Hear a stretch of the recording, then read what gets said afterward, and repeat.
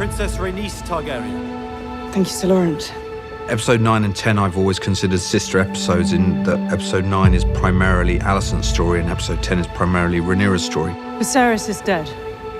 Rhaenys brings the news and breaks it to Rhaenyra, who not only has to deal with the news that her father is dead, but to hear that Alicent has, in the same breath, usurped her throne from her.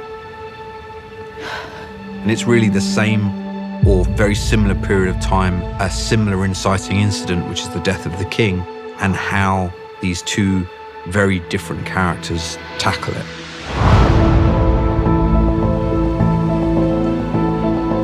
Just at the precipice of this moment where she might finally take her place in the thing that she has been trained to do all her life, it's taken from her seemingly without reason by her childhood friend, and I think that sends her into a chaotic spiral. And moreover, she's pregnant. The birth in 10 is a very different animal to the birth in 6.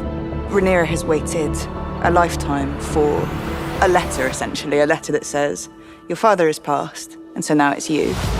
And, I mean, that's like a dominating prospect and expectation, and it finally comes, and she's in labor, and she's essentially, house-ridden. And I think there's a deep sense of injustice. The thing that she had always fought so hard against about being the mother, the feted mother, is exactly where she finds herself at the point where the most important conversations of her life are happening. This is really the theme that Miguel wanted, was war, the battlefield. And so she's at war with herself, with her own body. Whatever claim remains to me, you are now its heir. Naught is to be done but by my command. There's a lot of emotional complexity in terms of, this war that's starting without her and that's tearing her apart, literally tearing her apart.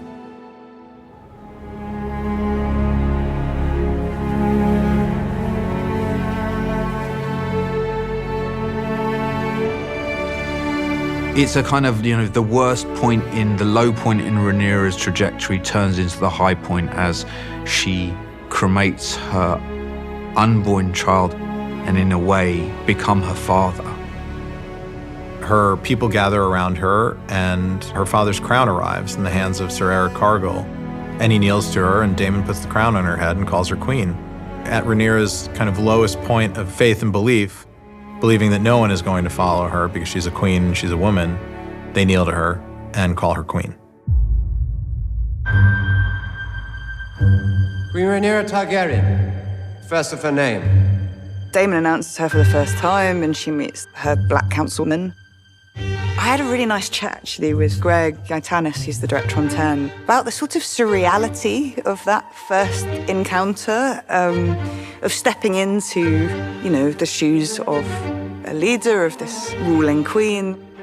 To what extent is one able to wear that crown and believe in one's new role and take charge of a group of men who are now looking to you for leadership? What is our standing? We have 30 knights, 100 crossbow men, and 300 men-at-arms.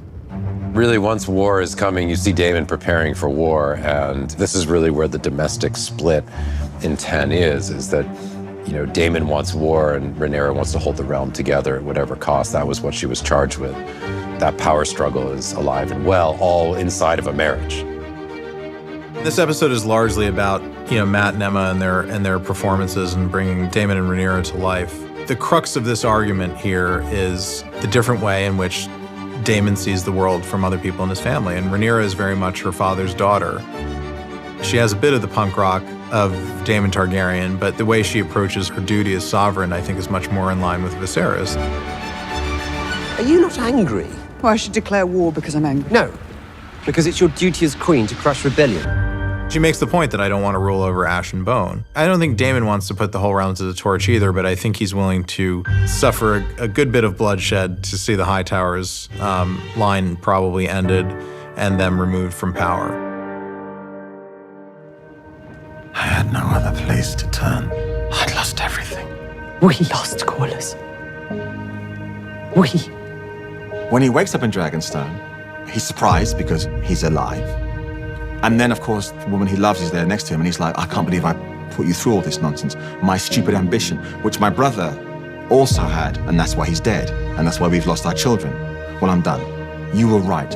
It's taken me all of this time and all these deaths to realize it, but yeah, it's not that important. And then she surprises him. That girl destroys everything she touches. That girl is holding the realm together at present. Every man standing round the painted table urges her to plunge the realm into war. Rhaenyra is the only one who's demonstrated restraint. She treads a very ambiguous pathway about whose team she's on. I think having suspected and hated Rhaenyra, she felt she had been responsible for her son's death. In the journey through episodes 9 and 10, she actually starts to see her as a person. Her allegiance, her heart shifts, so that by the end of episode 10, she steps in and she makes a decision to stand up and announce that she will go and get involved in the fight. I should take Maelys and patrol the gullet myself. If we're to have enough swords to surround King's Landing, we must first secure the support of Winterfell, the Eyrie, and Storm's End. I'll prepare the ravens, Your Grace. We should bear those mysteries. Dragons can fly faster than ravens, and they're more convincing. Send us. I think it's quite heartrending for Rhaenyra because she has to look at her boys and she has to start seeing them as men for the first time. I think despite her questions about motherhood, what she discovers in having children is that she gets to build a tribe of her own and actually finds a space where she feels free to be herself. And that's in this family unit that she builds. And I think sending her sons away is the start of the end of that stability.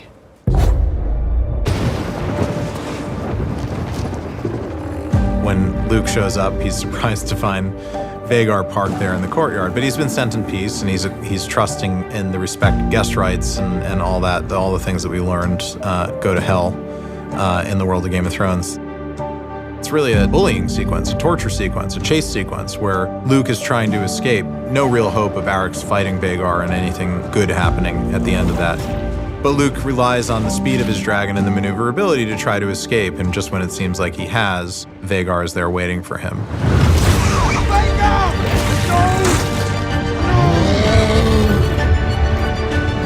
I think what you're seeing in that moment there is the last vestiges of the little boy that's left in Aemond, and maybe he was trying to scare Luke, but I don't think ultimately he intended to kill him. But now he's done it, and he has to decide whether or not he's going to own it in his travel back to King's Landing. Because obviously, if the usurping of the throne and them crowning Aegon in the Dragon Pit wasn't the start of the war, certainly killing one of the Queen's sons is.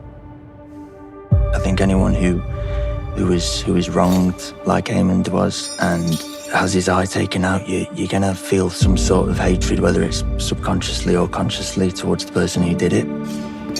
But what Aemond ends up doing in the skies above Storm's End ultimately starts the domino effect of the Dance of the Dragons. What I think is really affecting about it, within a series that, there's a lot of loss, there's a lot of death, there is lots of pain of different sorts, and yet somehow I think this moves the goalposts for suffering. Once you've lost both your parents and you've lost a lover, maybe you think you know grief. And then I think what's so awful is that losing Luke tells her she knows nothing about grief and completely changes her outlook on the world going forward.